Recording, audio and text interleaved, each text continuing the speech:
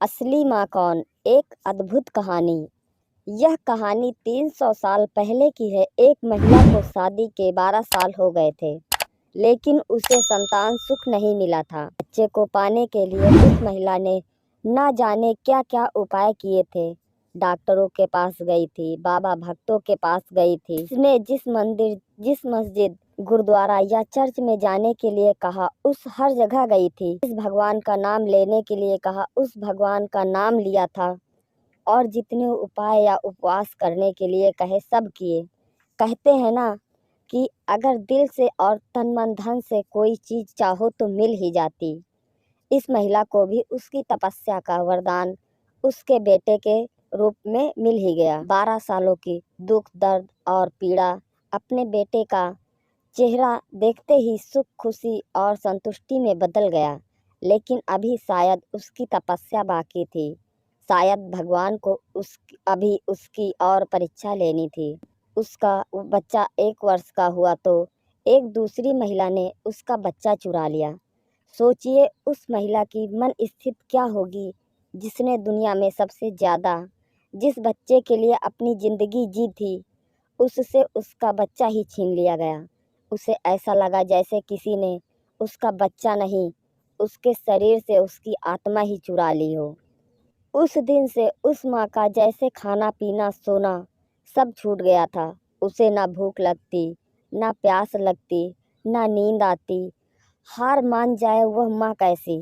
बच्चे को ढूंढने में उसने ज़मीन आसमान एक कर दिया और आखिरकार उसने अपने बच्चे का पता लगा ही लिया। वह पहुंच गई उस चोर महिला के पास अपने बच्चे को वापस लेने के लिए।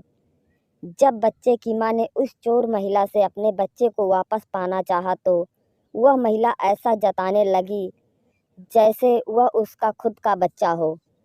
जब बच्चे की माँ को लगा किसी भी तरह से बात बनती नज़र नहीं आ रही है, तब वो इस मुद्दे को राजा के पास ले गई। राजा के दरबार में दोनों महिलाएं हाजिर की गई। दोनों ही महिलाएं उस बच्चे पर अपना पूरा हक जताने लगी। राजा और उसके सभी दरबारी काफ़ी आश्चर्यचकित और हैरान हो गए, क्योंकि बच्चे की सच्ची माँ को पहचानने के लिए उन्होंने जितने भी सवाल बच्चे के बारे में दोनों ही महिलाओं से किए, जो उसकी आदतों, उसकी पसंद या उसके निशानों के बारे में थे, दोनों ही महिलाएं उसका सही सही जवाब दे रही थी। जब इस समस्या का समाधान निकलता नजर नहीं आ रहा था, तो राजा ने अपने खास और सबसे समझदार मंत्री से इसका निराकरण करने के लिए कहा। मंत्री ने बिना 1 मिनट की देरी किए तुरंत राजा से कहा कि महाराज, मुझे लगता है कि ये दोनों ही इस बच्चे की माँ हैं। इन दोनों का ही उस बच्चे पर बराबर का हक है। अगर आपको न्याय ही करना है तो सबसे बेहतर तरीका यही होगा कि आप बच्चे के 2 टुकड़े कर दीजिए और एक एक टुकड़ा दोनों माँओं को बांट दीजिए। मंत्री की ऐसी बात सुनकर राजा के साथ साथ दरबार में हाजिर सभी लोग उनकी तरफ आश्चर्य से देखने लगे।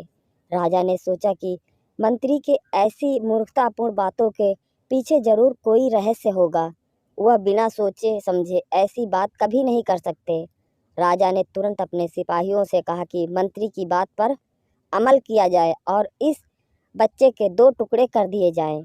बच्चे की असली माँ ने यह फैसला सुनते ही राजा के पैर पकड़ लिए और बोली, महाराज, मुझ पर इतना जुल्म मत कीजिए। आप चाहे तो बच्चे को उस महिला को दे दीजिए, लेकिन उसके 2 टुकड़े कर मत मारिए।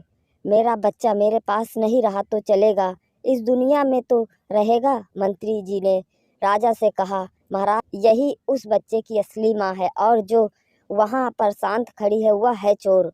राजा ने तुरंत उस बच्चे को उसकी असली माँ को सौंपने के लिए कहा और उस चोर महिला को फांसी की सज़ा सुनाई।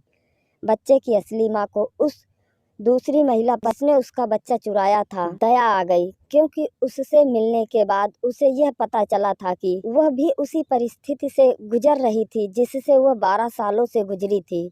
इस महिला ने अपने बांझपन के चलते अपने गोद भरने के लिए उस बच्चे को चुराया था और चुराने के बाद भी वह उस बच्चे को अपने खुद के बेटे की तरह प्यार करती थी। बच्चे की असली माँ ने दरबार में विनती कर उस महिला को माफ़ करने के लिए कहा।